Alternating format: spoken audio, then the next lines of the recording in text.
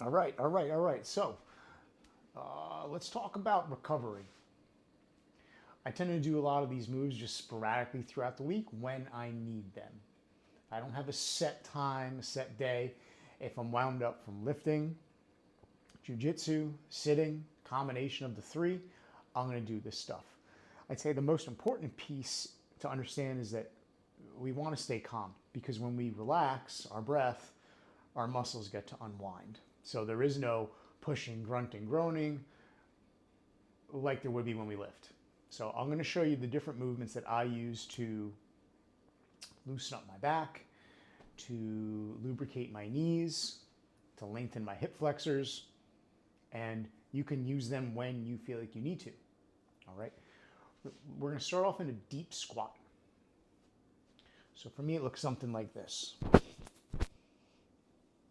And if you find that you can't really get down to the point where your hamstring is kind of covering your calf, then you can hold on to something like a doorway or something like that and allow yourself to get that depth, because this takes a little bit of mobility, and if you've never done it before, then it'll be new. Okay, but this is really where we want to be. And I'm just going to hold here for a little bit. As you can see, my toes are turned out. I got equal pressure on my heel and my forefoot. And I'm going to start breathing deep into my, expanding my belly 360. And we'll do a couple of things from here.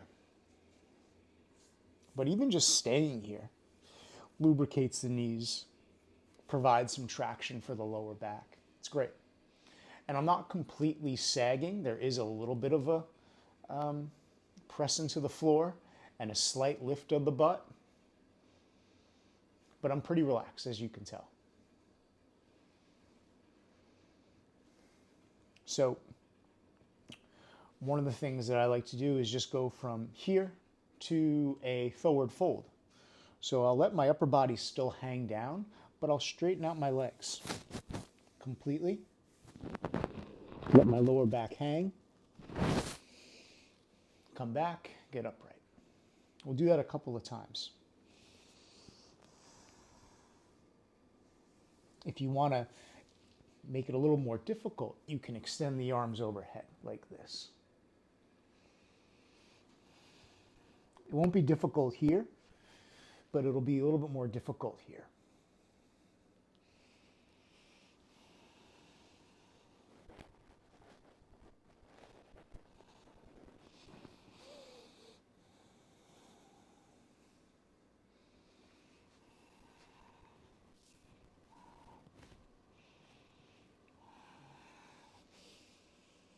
Do one more.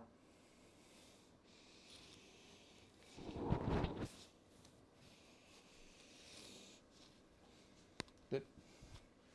Then let's get a little bit of a twist in. So I'm just going to take my left arm, I'm going to grab onto my right shin. I'm just going to turn.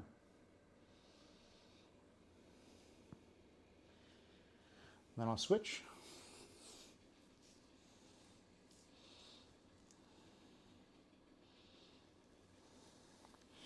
Back to the other side.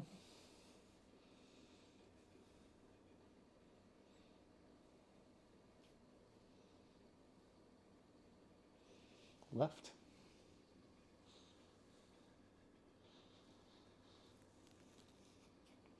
We're going to come back to the squat, but I'll usually get off my legs a little bit and go into like a downward dog, where I'm pushing my butt up to the ceiling. And then from here, I can do some spinal waves.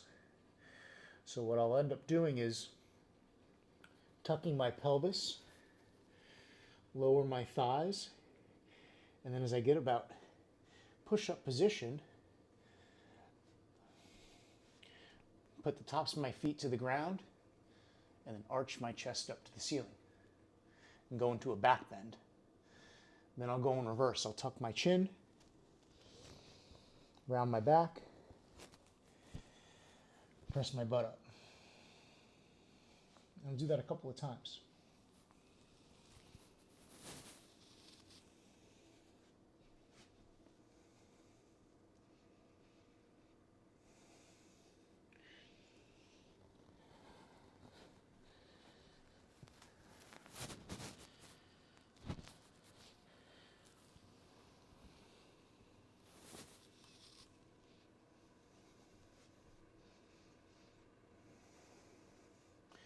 We'll do one more.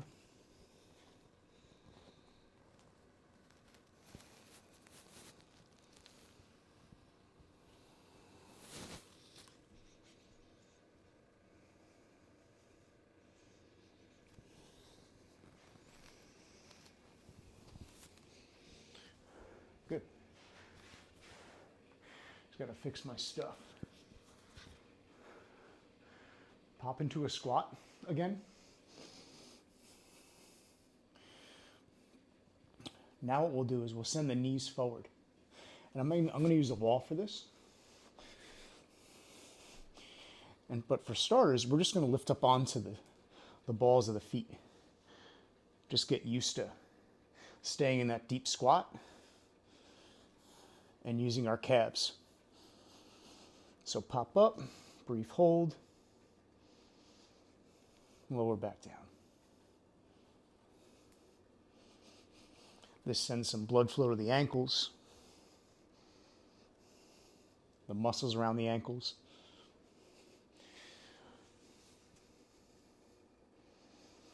Now what I'm going to do is I'm going to hold on to a wall, just like this, and I'm going to send my knees as far forward as I can, which for me is about here, and then come back to my deep squat.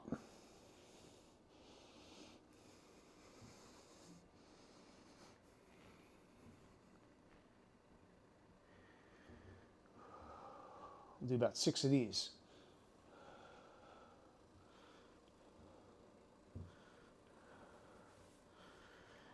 I feel this specifically in my inner thighs, the muscles on the inside of my knee, which are called the VMOs.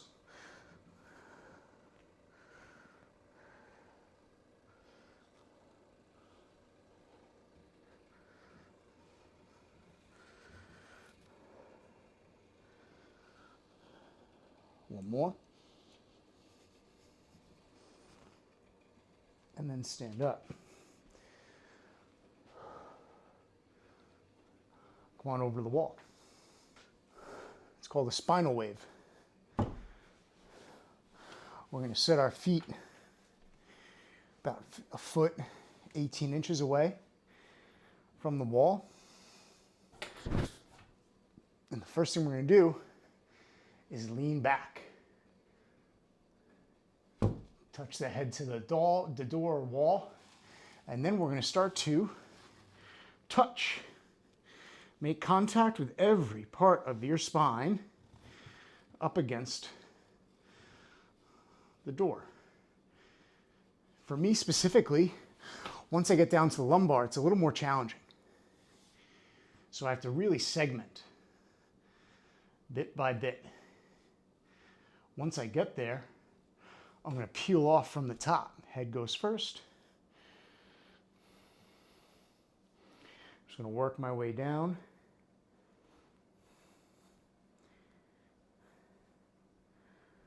Once I get to the bottom, I'm going to arch my chest forward, lift off, and go again.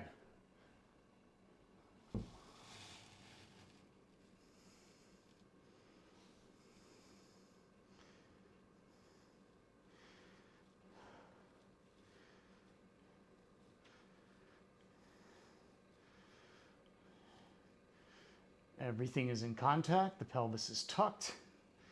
And now we go from the top, peel off, one vertebrae at a time. And for me, I really feel this, especially in like the mid to lower back, because that's tight from deadlifting, from picking up people in jiu-jitsu. I'm going to show you one other way that you can kind of segment.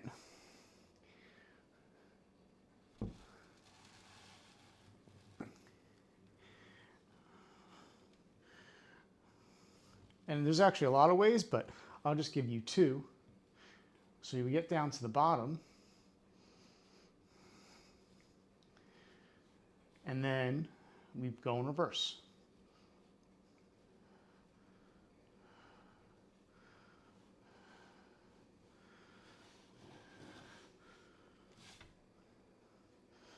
Cool.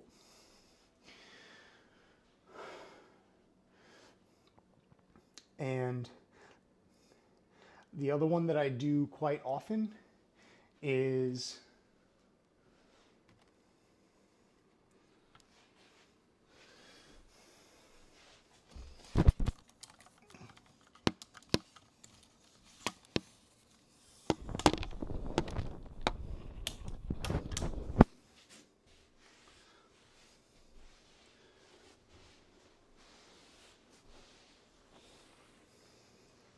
and then the other one that I do quite often is the couch stretch, but I use a wall. And this primarily targets the lengthening of the hip flexors. So I'll set my knee up maybe 2 inches away from the wall. If you're less flexible, you want to set it up further. And then this goes to about 90 degrees at the knee. And from here, sometimes I'm so stiff that I can't even lift off my hand for at least 30 seconds. What I want to think about though is, am I aligning my back butt bone with my heel that's up against the wall? So once I have that down, it doesn't need to be perfect, but once I have that down, I tuck my pelvis underneath me by squeezing my glutes, and then I'll slowly start lifting up. Now, I've made the mistake many times of lifting up too high in the past, too quickly, and it puts a little bit too much pressure on my lower back, so I kind of stay at this slightly hinged or chest forward position. But as the minutes go by, I'll generally spend like 2 minutes here, I start to move within the movement, within the position. So I go forward and down, maybe 1 inch, and then back and up until I feel resistance. Remember, I'm trying to keep my breath calm. And I'm trying to do a couple of things at once, right? I'm trying to keep this alignment. I'm trying to keep my pelvis tucked. I'm trying to take deep breaths.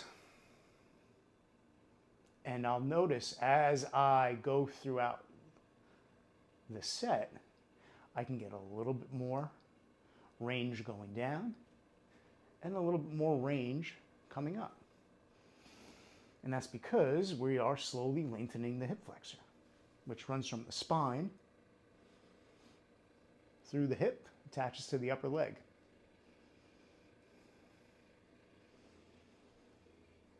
And if you feel like there's too much pressure on this knee, you can put like a blanket or something like that.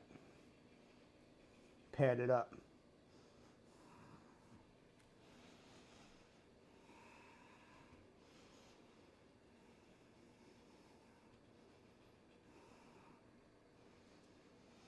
And even better, once I get to the top, maybe after a minute or so, I can even lean like this or slightly rotate towards the bent knee, and that'll lengthen the hip flexor even a little bit more. But I'll do both sides minimum once for about 2 minutes. And those are, at least right now, my 3 favorite movements. There's 4 in there, right? We had the deep squat, we had the spinal wave in the downward dog, the spinal wave up against the door, and then these puppies. So pull them out when you need them. It ain't fun. It's kind of boring, but it's better than being tight or injured. All right, hope that helped. See you soon.